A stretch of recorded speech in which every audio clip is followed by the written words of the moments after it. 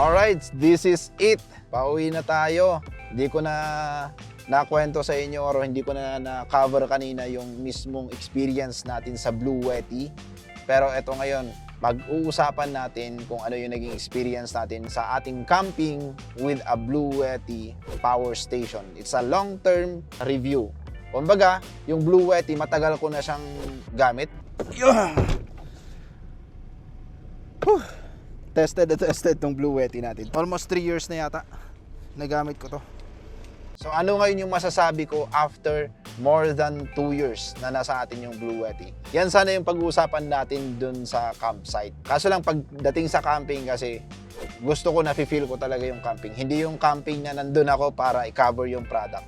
Kundi nandun ako sa camping para gamitin yung product, i-experience, and what can make this camping more memorable para sa akin with that certain product. So, yun po yung pag-uusapan natin with the Blue Yeti long-term review. Okay, so yan ang pag-uusapan natin ngayon. Habang pauwi na tayo, that's it guys. Let's do this! This video is brought to you by SCDKey, the best website that you may visit in terms of very affordable deals and best offer para sa application softwares, games, and yes, operating system. And there you are, you may check the Windows 10 Pro, and by using our promo code, ma-avail mo lang siya ng around $14.95 or 700 plus pesos. That's it mga kaibigan, check the description below. May mga links po tayo dyan to go directly sa kanilang website. Okay, so Blue Yeti, yung version na meron sa akin is actually phase out na rin. So it's not anymore about the product itself, kundi about the brand. Kung ano yung kalidad ng Blue Yeti as a brand na nagmamanufacture ng power station. So ang unang-unang napansin ko sa model na meron tayo ngayon is yung pagiging premium, rugged. Hindi siya rugged totally yung design, aesthetics, pero yung material, para kang humahawak ng 1980s or 1990s appliances. Naalala niyo yung mga 1990s, lalong-lalo na sa mga tito na dyan. Yung appliances back then, yung ref nyo, yung TV nyo, di ba, ang kakapal ng plastic. Ganun na ganun yung materials ng Blue Yeti natin. Yung mga ilang power stations na tayong nahawakan. Naipakita ko sa inyo yung ibang brands.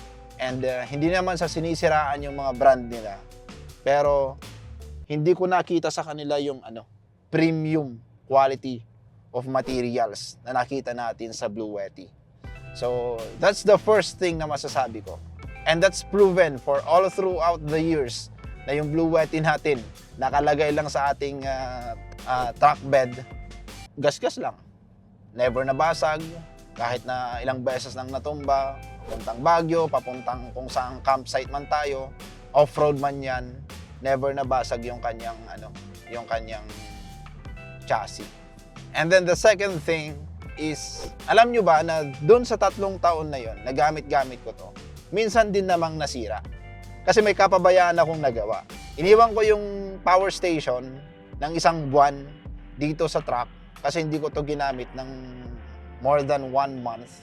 So nakalimutan ko na yung power station, hindi ko pala siya nailagay sa naipasok doon sa loob ng bahay. Naiwan pala dito.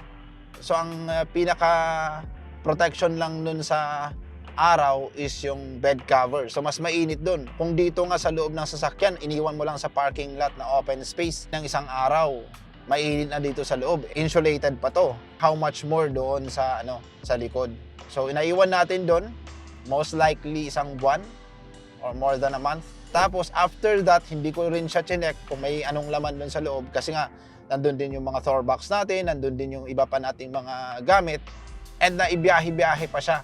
So after that, nung sinubukan ko ng gamitin, nasa Baguio ako nun, nawalan ng kuryente, ayun, ayaw nang gumana. So medyo nabahala tayo, naku po, nasira na yata. Isipin mo ba naman kasi, 1 buwan din yan sa likod. Pero ang ginawa ko lang, dinetouch ko lang yung battery dun sa loob. Simpleng kalikot lang naman yun, wala naman akong ginawa dun na repair or what. Dinetouch ko lang yung wiring papunta dun sa battery. And after that, binalik ko lang din. And okay na ulit. Until now, hindi pa naman nasisira. And that was June last year. June 2022. So, it's more than a year now.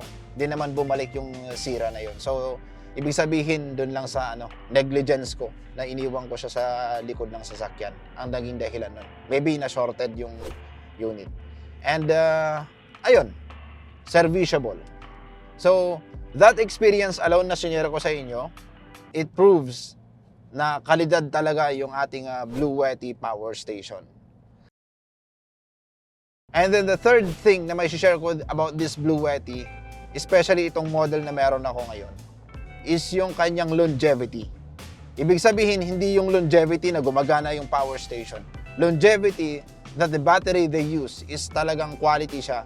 Kasi until now, kaya niya pa rin i-drive. As you can see, sinubukan natin sa ating ref, sinubukan natin yung rice cooker natin, sabay-sabay yan ha. Ref, rice cooker, heater, tapos electric fan. And sinubukan natin lahat yun. And so far, after 8 hours, na gamit-gamit natin siya, hindi pa rin na fully empty yung ating Blue Yeti.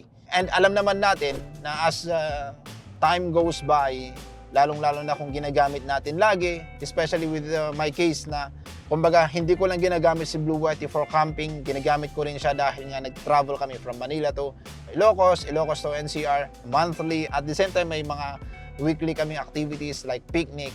And ayun, hindi pa rin nagbabago yung performance. It's not maybe like before, na nung kakabili ko lang siya or kaka-avail ko lang siya. Within 24 hours, kahit nang sobrang dami mo nang ginamit, especially electric fan, kasi kadalasan yung gamit namin, half pa lang ng battery yung nakukonsume. So, kung electric fan yung gamit mo, maybe that's more than 24 hours na kaya niyang patakbuhin. Pero depende rin naman. Depende rin sa appliances. I will just share you the models ng mga gamit po natin para you will have an idea. Lagay po natin sa description yan kung ano po yung mga gamit natin. Tapos, ayun lang. To wrap up kung ano yung mga meron sa spec sheet niya na na-appreciate ko dito sa ating Blue Yeti. Syempre, rechargeable siya using solar panels. Meron tayong mga third party na mga binibili lang sa Shopee and Lazada na solar panels. Pero I prefer na piliin nyo yung mga kalidad talaga, quality na solar panel para at least investment talaga siya. Hindi yung after a month or two kung araw-araw kang nagka-camping or araw-araw mo siyang ginagamit, sira na kaagad or hindi na kaagad maganda yung performance. So, hindi necessarily Blue Yeti yung bibilhin nyo. Kaya hindi ito sponsored ng Blue Yeti. This is really a very honest review. You can just check third-party solar panels para mas makamura tayo. Mahal kasi pag yung mga panels ng mga power stations ang binibili natin. Halos triple or times 5 yung pricing. Though yung quality naman is siguro masasabi din natin na malayo. Pero hindi ko sinubukan kasi sobrang layo talaga ng presyo Yung kayang mag-charge dito sa Blue Yeti natin, ang offer ni brand is nasa 40 to 50k yata. Mabibili ko lang sa iba na okay naman yung reviews for just around 10k. Kaya doon na lang tayo sa 10k muna. And then, ayun, yung mga features niya, basic lang. Meron siyang AC, meron siyang DC, and lahat naman ng ports until now, working pa din. Wala pa namang bumibigay na ports ng ating Blue Yeti power stations. Everything still working like new. So, yung battery lang siguro, syempre, kahit sabihin nating kalidad yan, battery is battery. Motolite man yan, o kaya Yokohama man yan, di ba? Sasakyan na lang, isipin natin, nagde-degrade, bumababa yung lifespan ng battery. So, same with this. Hindi na kasing tulad nung dati, pero kaya niya pa rin mag-drive. Kaya niya pa rin i-drive yung ating refrigerator, yung ating rice cooker, tapos yung ating mga gadgets, sustainable yun, continuous for 8 hours. So, wala rin naman akong masasabi. Pero depende pa rin yan. Depende rin sa condition, depende rin sa weather. Siyempre, kung ang weather mo is medyo sobrang init, mas mabilis talaga kumonsumo ng kuryente because the higher the heat, the higher the resistance, the higher the wattage consumption. O nadadala na natin yung ating mga tech fan. So, ayun lang po ang aking masasabi dito sa aking Blue Yeti na gamit. The models, specifications, and then yung mga gamit ko po sa camping is nandyan po lahat sa ating description. This is just an overview or insights after using this particular model for more than 2 years. Pero if you want figurative numbers, I don't have that. You may check other experts or tech reviewers ng ganito.